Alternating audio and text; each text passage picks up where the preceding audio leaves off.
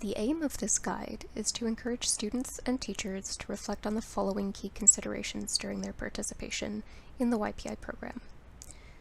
This resource is now a required commitment for schools, and so we're really happy to be able to walk you through this important resource. Number 1, personal stories. You don't have to share your personal story. The YPI team understands that our program has sometimes encouraged and rewarded people to disclose personal, traumatic experiences as part of their charity presentations, because it makes it seem like they're more invested or that their YPI work is more compelling. But you can show the importance of that social issue without necessarily having to tell personal details about your relationship to that social issue. Try to trust that the organization has testimonials, they have stories, they have examples that you can draw on that don't necessarily have to implicate you. Number 2, privacy and digital imprint. Anything shared on the internet can stay there forever. Sharing your personal experience can sometimes have unexpected consequences that you couldn't predict. We know through social media, whatever goes up there can stay up there, even if you delete it or take it down. If you share your YPI project with the organization that you represented, they might want to share it outside with their network. And at that point, you would lose control over who is going to see it. So make sure that there are no personally identifying details in there, like your email address or phone number or other contact information. It's totally up to the student to decide what they feel comfortable disclosing based on where they hope to go and where they hope to be. And if you don't know where that is, we always support being more cautious and safe about what you choose to share online. Number 3, permission and consent. Unless you have full consent and permission, it may not be your story to tell.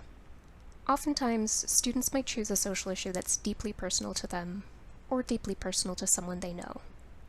In the same way that we want your stories to be protected and your personal experiences to remain under your control, we want you to exercise the same caution with the stories that have been entrusted to you.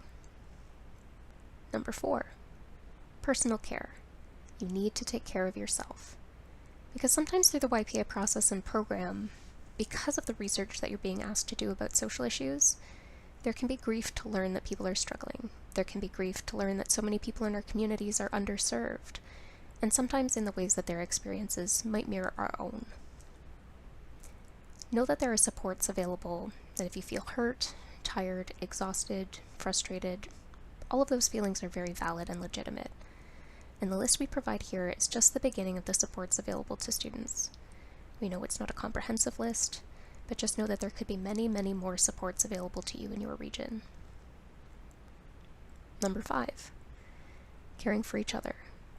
You need to be mindful of those around you. In the same way that big feelings might come up for you through this process, your classmates or even your group members might be having big feelings as well. And part of being a supportive classmate and a supportive friend is being careful with how we handle other people's feelings.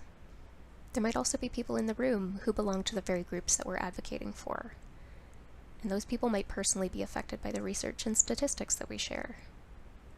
So have a look at the following resources that are available to you on how to care and show up for each other.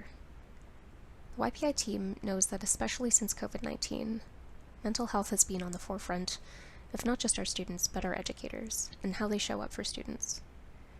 We know that teachers care very deeply about their students and want what's best for them and want to support them, and we hope that this guide acts as one way to do so.